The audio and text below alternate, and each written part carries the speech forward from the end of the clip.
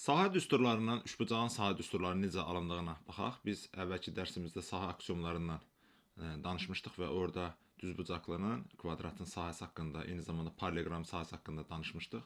İndi isə üçbucağın sahəsinə keçək. Üçbucaqda da eyni qayda ilə paralleloqramın tərəflərini qeyd eləsək, A, B, C, D şəklində biz bilirik ki, paralleloqramın BD diaqonalı onun sahəsini yarıya bölür və yarıya bölünmədən, yəni birinci paralleloqram, ikincidə yarıya bölünmədən nə alınır? Bir üçbucaq alınır. Və burada da biz bilirik ki, paralleloqramın sahəsi S bərabər idi. A vurulsun H və ona tərəf yendirilmiş hündürlüyün hasilinə bərabər idi. Üçbucaqda isə eyni qayda ilədir. A vurulsun H ümumi paralleloqram olduğu üçün, diaqonal yarı böldüyü üçün sahə düsturumuz S bərabərdir. 2də 1 AH şəklində olur. Digər fiqurda isə biz görürük ki, bir düzbucaqlı verilib, yenə düzbucaqlının diaqonalı onun sahəsini 2 bərabər hissəyə böldüyü üçün, düzbucaqlı üçbucaqda da onda biz sahəni AB bölünsün 2 şəklində yaza bilərik. Çünki düzbucaqlının sahəsi A vurulsun B olduğu üçün, düzbucaqlı üçbucaqda da yarım düzbucaq olduğu üçün sahənin yarısına bərabər olmuş olur.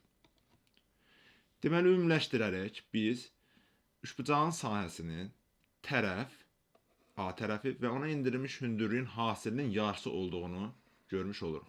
Və əsas düsturumuz buradan alınır. İndi nümunə şəkillərə baxaq. Məsələn, burada birinci şəkildə, tutaq ki, bizə bir körbucaqlı üçbucaq verilibdir və biz burada görürük ki, onun hündürlüyü üçbucaqdan kənara düşmüş olur. Yenə də burada sahə, hündürlük vurulsun oturacaq, yəni 13 bölünsün 2 şəklində yaza bilərik. Düzbucaqlı üçbucaqda bir oturacağı həm kateti B olmuş olsa 13-ə bərabərdir. Digər kateti A olmuş olsa bu da H-a bərabərdir. Biz bilirik ki, düzbucaqlı üçbucağın katetləri həm də onun 2 hündürlüyü olmuş olur. Üçüncü hündürlüyün çəkmək istəsək, buradan bir hündürlüyü endirə bilərik və burada C hipotenuz desək, buradan da hasilinin yarısını çıxarda bilərik. Digər nümunə üçbucaqlarda da müxtəlif hündürlüklər endirilmişdir və yenə də eyni nəticəni verir bizə.